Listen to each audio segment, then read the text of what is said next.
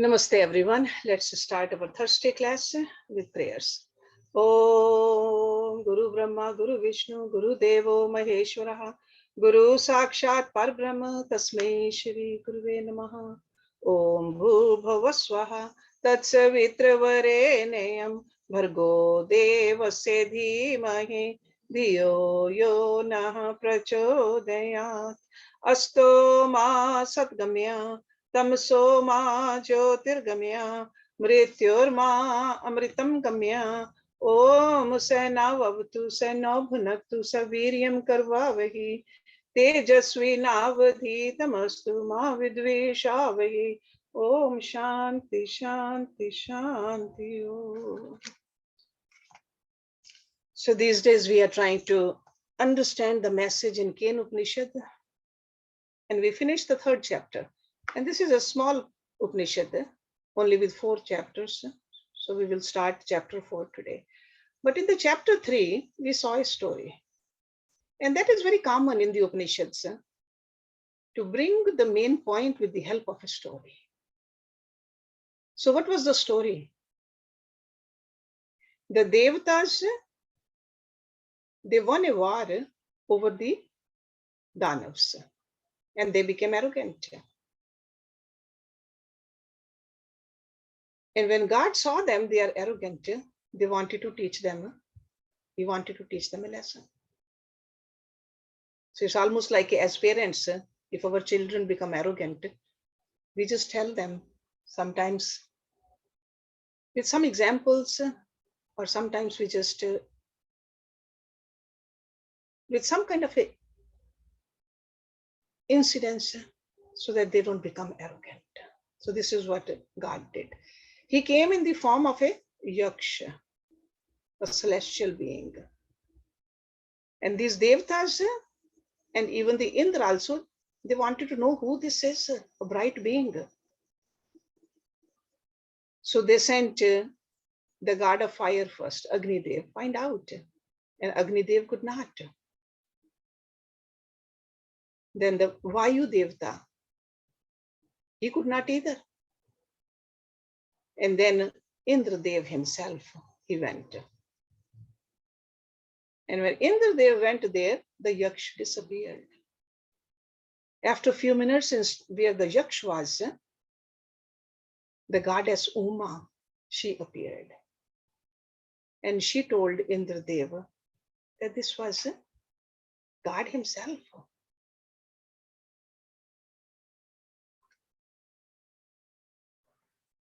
With our own life also, we can see this happening. A sadhak in the earlier stages of sadhana can become arrogant. Sometimes we start talking like, oh, I spend hours in my meditation. I have done this Tirath Yatra. Look at the form of God which I have in my mandir compared to yours.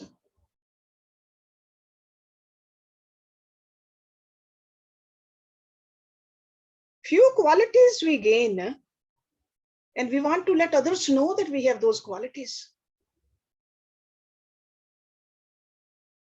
From a God's point of view, that's all arrogance, because all that can be taken away very easily. No matter how beautiful our body is, how good our eyesight is,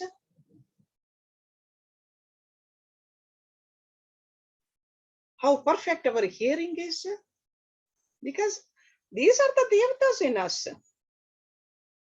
Power to see, power to hear, power to talk, power to touch. Those are all devatas. So devatas are not just outside, devatas are right inside us too. So if these devatas become arrogant,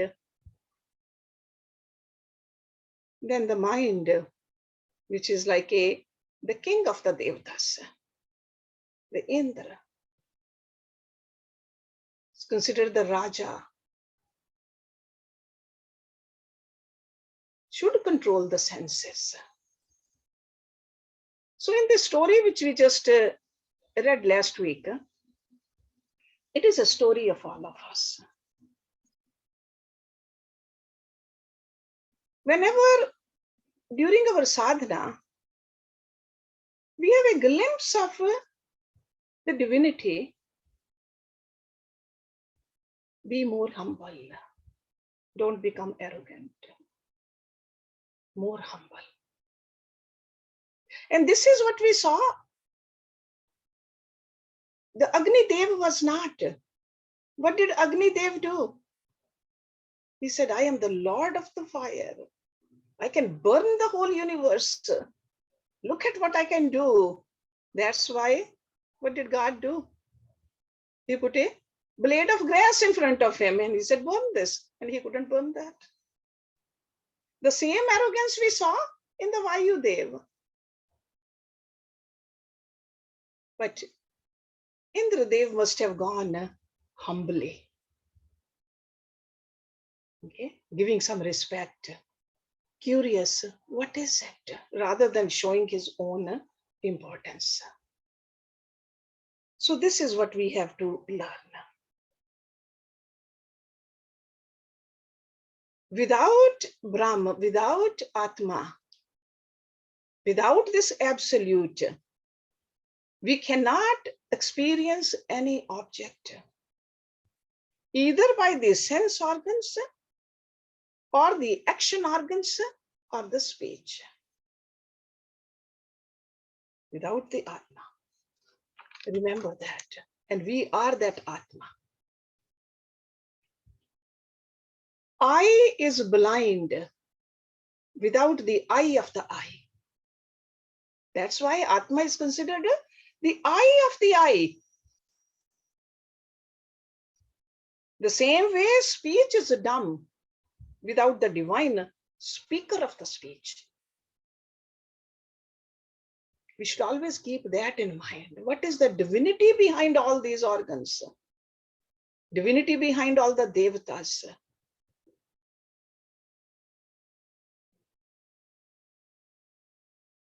In fact, the Lord of Vayu had to disillusion himself.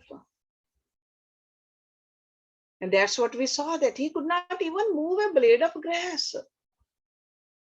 Arrogantly, he said, I can twirl around the whole universe. I am so powerful. In the Upanishads, there is a saying this, Anya dev tat vididitato aviditat ati. Meaning is that it is different from what is known and it is beyond what is unknown. And what is that? That's what we are. That's what absolute is.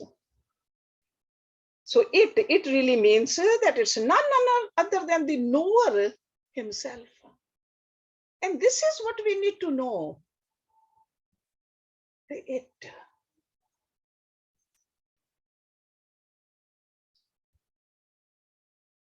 The thirst for knowledge should be deep. It should be urgent. And we should certainly approach the guru or the teacher or the God with reverence. With reverence. And that's what I think the Indra Devta did. So mind should be humble. So the mind of the seeker, when it has gained the Indra Drishti, that's why it's called the Indra Drishti, slowly and steadily should approach God with a meek surrender, without any trace of selfish arrogance or vanity. There should be anxiety to know him, not anxiety to show off. So in the Devatas, we saw the anxiety to show off. In Indra, we saw the humility. So this is we have to learn from here. So as the sadhak try to grasp the reality within and approach, when you approach the Guru, then you will see, you will you will really understand the experience also. So this is a big advice we get from this story. See, with the help of the stories, we can remember. See, stories are easy to remember. I'm sure you all remember the stories you heard when you were little. So these are the stories from the Upanishads. So we should remember, and not just the stories itself, but the meaning behind the stories too. Because when we listen to the stories, so there's a mind is a little calm. It always starts out once upon a time. So we are curious. So in that moments of curiosity, moments of inner calmness, our awareness is awakened. And that's when the sadhaks, they come to cognize. That's how we cognize the Shruti, as they say, with that curiosity, with that full awareness. And that's what happened when Indra was curious, anxious. Here there was a wondrous light, and all of a sudden that wondrous light has appeared. He wanted to know why. Compared to the other two, they wanted to show their strength. Here Indra wanted to know, where did that beautiful being go? And that's why the goddess Uma appeared. They say the wondrous lady born in Himalaya, through Himalaya, in the very caves of Himalaya, that really means the inner silence. Because there's a Himalaya inside us also. This curiosity comes when we are silent, when the mind becomes silent, then curiosity comes. Otherwise, there's too much chattering going on in our own mind. So she appeared at the very spot where the yaksh had disappeared. So we can see that to a mature spiritual aspirant, Shruti is telling us, consoling us, comforting us, leading us, guiding us, and encouraging us. That's why from the mouth of goddess Uma, the Indra heard for the first time that the Yaksh was no other than one of the direct manifestation of Brahma, the Paramatma. Paramatma assumed that form upon himself to bless Indra. So this is what happens to us also. That vision of Samadhi, even a little glimmer of Samadhi, is a blessing for us. We should be anxiously waiting for that.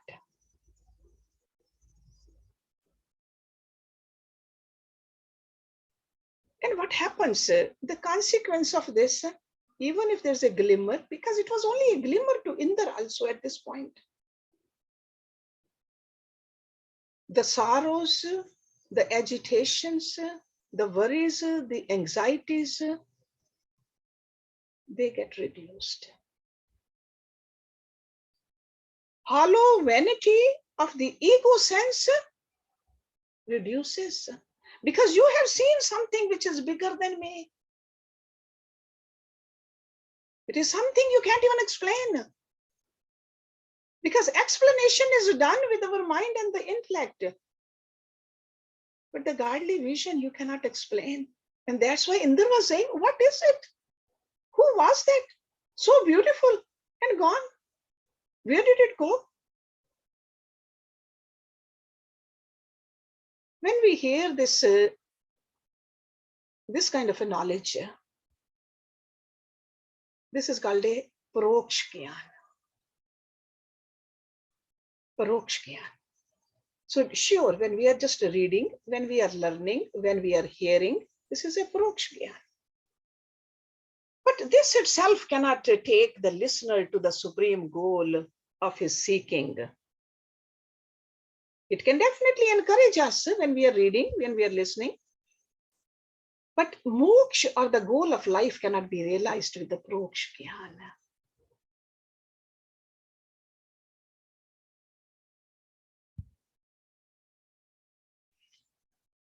We got to have the thirst to have the aproksha jnana, which is a subjective experience.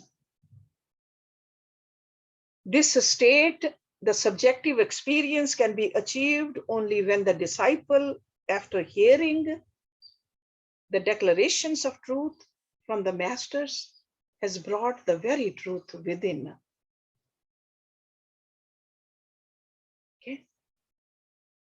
So that means we got to practice all this too. And when we realize that the self in us is the all self-pervading everywhere, only then we can end our delusion, our sorrows fully. So these illustrations, these examples, these stories, they are often used by the rishis. Because this ultimate cannot be explained. So with the help of the stories, we try to bring it to our mind, and then we can remember it too. Illustrations are employed often in a bhakti marg as idols. Explanations. Whether you look at the statue of Lord Shiva or Lord Ganesh, or even when you look at Lord Krishna or Lord Ram, those statues themselves teach us a lot. See, Lord Ram, whenever we see his picture, it's a Ram Parivar. His wife next to him, his brothers also, Hanumanji also. Because Bhagavan Ram is considered Maryada Purushottam Ram. Right? So these symbols, they teach us a lot. Without an idol, self-improvement is impossible for human beings. Because idol represents the ideal. So whether in the story form or whether in the idol form. So idol is the means and self-discovery is the goal. So listening to the story is good, but bringing all these lessons in our life is very important. Worshipping the idol is good, but remember the ideal behind that idol also. That's how we learn to detach ourselves away from the unreal and attach ourselves to the real. And that is the process of self-perfection. Detaching from the unreal and attaching it to the real. So either we do it through the bhakti or by karma or by jnana, but there has to be a sufficient wealth of concentration. Bhakti also without concentration, it's just only a drill. Concentration is the one which will take you to samadhi. Only then there will be inner purification. Then you will feel the Lord's grace. And we will be fit to enter the last lap of the journey to the self. By long and sincere pursuit, we'll see that we'll all gain that, but we have to work, we have to do. We have to pursue, we have to keep on walking on this path. And that's why the Guru is the instrument. That's why in this Upanishad, this young disciple, he goes to the Guru, and Guru, out of the kindness, out of consideration, is pushing this student towards this ultimate. Because he sees that as this student is fit. Student is ready to experience this truth. And this is the act of kindness on Guru's behalf. So this is what this Upanishad is all about. And this was when we saw that Indra also, when he saw the Uma, the goddess Uma was like a guru to him. Because Guru is the one who tells, hey, this was God. This was God himself. So for Indra, Uma was the guru at that point. And Indra represented a fit student. Curiosity, faith, calmness, all of that in there. Wanted to know. So goddess Uma initiated him in this truth. And initiated him in Brahma Gyan. This is a Brahma Gyan when he said that is Brahma. That is Paramatma. And this is what Guru says. This is Paramatma. This is God. So let's look at the very first verse, because this is a kind of a continuation, further explanation of the story. I don't want you to forget the story which was in the last chapter. So chapter 4, verse number 1. Sa Brahm iti uvachah brahmanah va etat vijye mahiyadvamam iti tataha ha eva vidanchakar Brahm iti. Sa means, over here, Sa means she, that goddess Uma. Iti means thus. Uvach answered. Brahmanava, Brahms, etat this, Vijay, in the victory. Mahiye yadhom, you gained greatness. Mahi means greatness.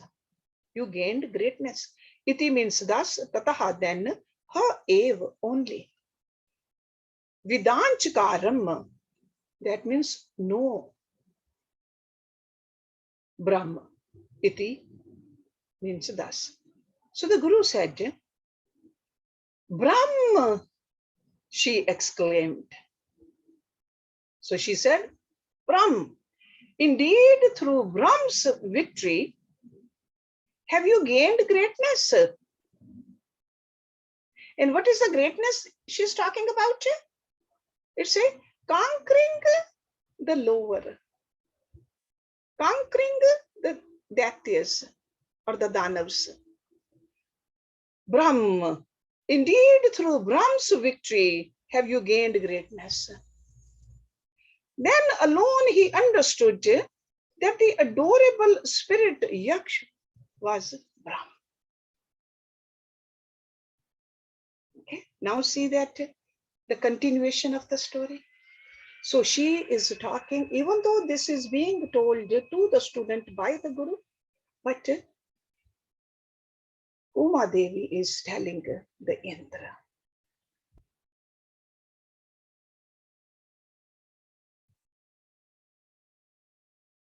This is the greatness of this knowledge. That even the arrogant and the conceited Lord of fire, Lord of wind,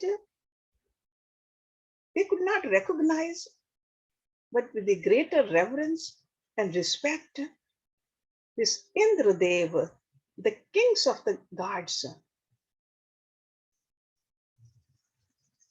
He also needs the help of a Guru. He did not understand Brahma as such. So this is what this Shruti is mainly telling us. If we think that we can know God just by ourselves, sometimes it could be our arrogance. Tasmat va ete devaha atitaram iv anyan devan yat agni vayu indra tehi enat nedishtam pa sparshuhu tehi evat prathmaha vidanchakar Brahm iti. Tasmat va, therefore, Ete, these, Deva, gods, Atitaram, excel, Iv, as it were, Anyan, the other, Devan, gods, Yat means which, Agni, fire, Vayu, wind, Indra, they alone, Enat, this, Nedishtam. Nedishtam means nearing it. Sparshuhu, perceived. Tehi, they were. Enat, this.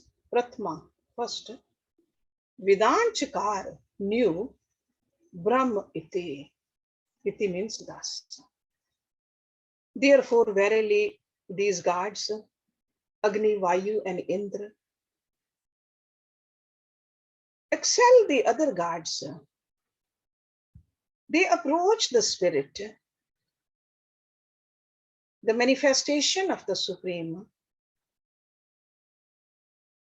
the nearest, they came close, and they were the first to know him as Brahman.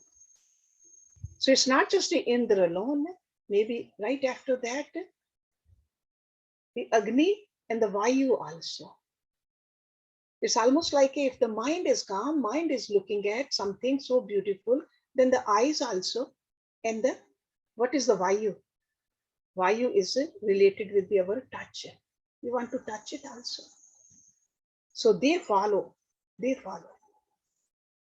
See, information goes in through the senses, but at the time information has gone in, let the senses follow the mind too.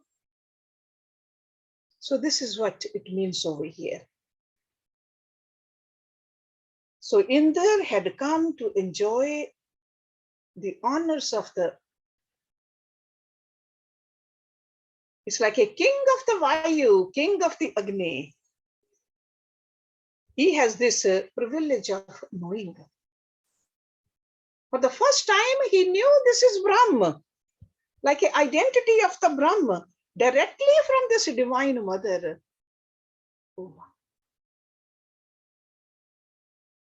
Okay, so became curious. Yeah, that was God.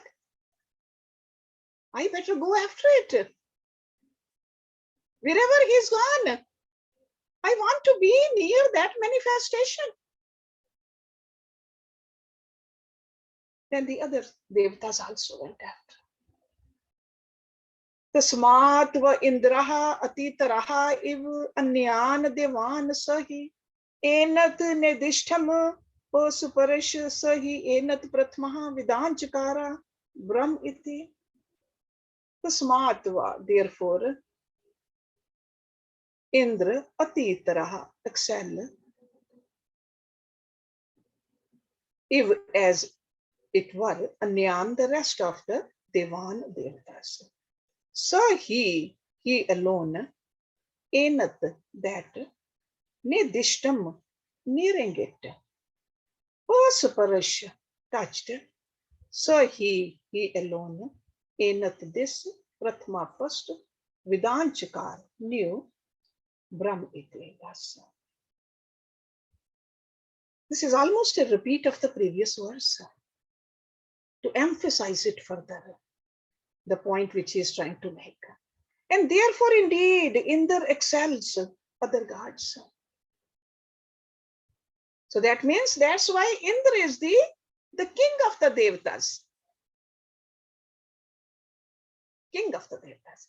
For he approached the spirit nearest. And he was the first to know him as Brahman.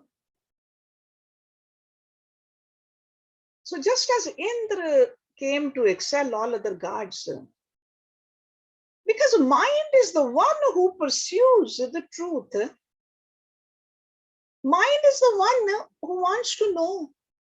The curiosity is in the mind. And when the mind comes to know the identity of that, the Brahma, through the study of the Shruti, eyes can see, we can read, we can hear, but ultimately it is the mind which has to be absorbed. into what we are doing. So that's why he says it's the mind which is the first who came to know the Brahma. So that's why this journey, our journey is a journey of the mind. Sure, we need the other instruments. We need this body also, not a sick body, a healthy body. We need the senses to be working properly so that we can be successful in this journey. But this journey is a journey of the mind. So in order to come to near of that means the Brahma over here, the student will have to reach the sacred condition of the Indra Sthiti. Forget about all the other stories you learn about the Indra. Because there have been many, many Indras. Some mischievous, some very obedient. Just like many minds. There is a mind, yogi has a mind, and a bhogi has a mind too. So many minds. But over here we are learning the Indra Sthiti of a calm, collected, concentrated, obedient mind. Curious mind. He was so passionate about knowing. There was an eagerness to understand. There was a humbleness. There was a selflessness in his seeking. And there was a inexhaustible faith also in him. So that's why sometimes the Shrutis, they talk about it like an Indra Sthiti and an Indra condition. So this Sthiti means Indra condition. So to him truth shall reveal its absolute nature, as it's mentioned, through a man of knowledge and a sacred guru. This is what this story tells us. Sacred moment of the vision of the truth is not long.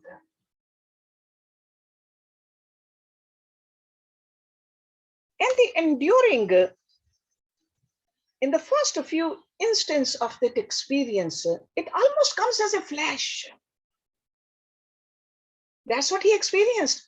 Flash happened over there. It happens so quick. It happens so sudden. That's why for a meditator to know this theoretical is very important, because when this happens, you just don't get startled by it. You know it is okay. This is what I'm supposed to experience. Because this is I would say, extremely sensitive and extremely or extraordinary experience. We got to be very alert. We got to be with it with a sharpened awareness. And we don't want to miss these moments of illumination. We don't need to get scared. And we don't need to show our own vanity. So this is the idea which is emphasized here in this chapter. Because this vision, it will happen to all of us. If we stay on this path. It's not only for the select few, for all of us. So that's why it's very important to know what did happen to Indra. Tasye eshaha adeshaha yat edat vidyutaha vyudyut tatha iti inyami ishadaha iti adhidevat. Tasya means it's, this is verse number 4. Esha, this, adeshaha, illustration or description. Yad etad, this is vidyuta, lightning. Vidyutada, shining like a lightning. Iti means thus. In name Ishadaha.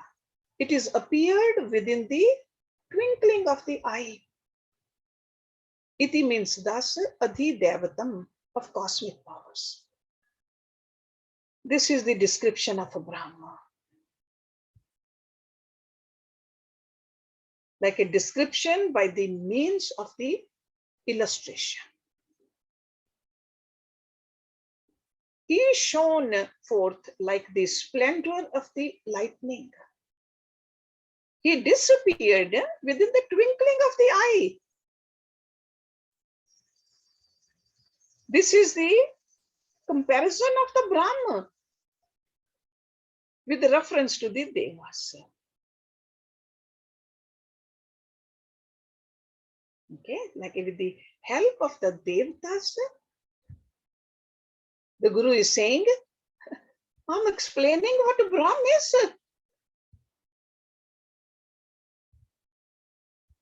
Adesh, over here, Adesh means an illustration.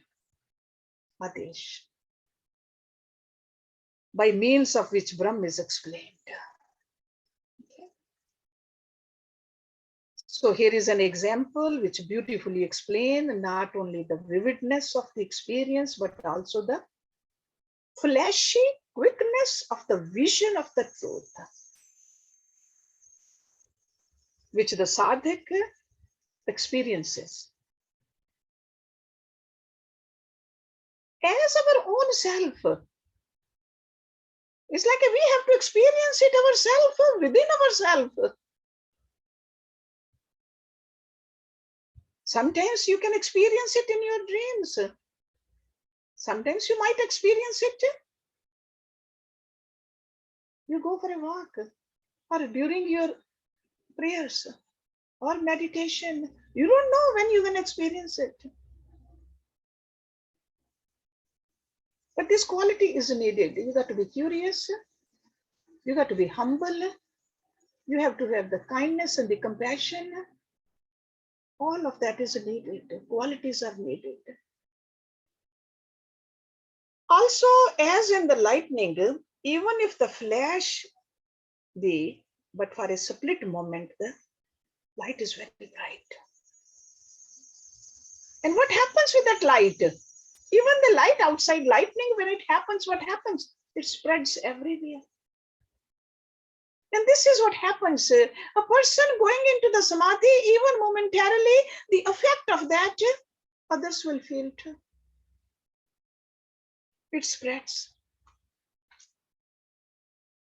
Even if the experience is momentary.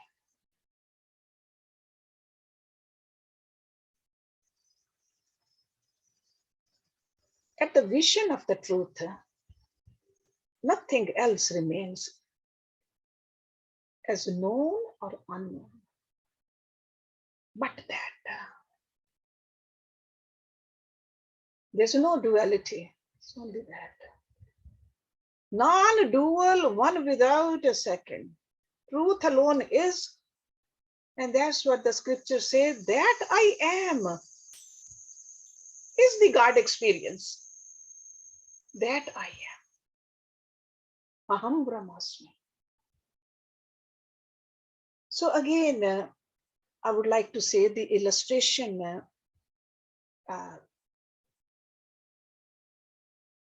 sure, the effort we put in, it could be longer, but the experience is very natural, very effortless. I often give you the example that when new house is being built, it takes time to put all the wires there, to put all the switches there, to have the connection and all that. But once everything is put in there, to turn the light on, just a flip of a switch. Effortlessly, naturally it happens. And it's illumined our whole house. So the same way, the sadhana which we do, that is laying all the wires. Be ready. Final flight is very easy. effortless.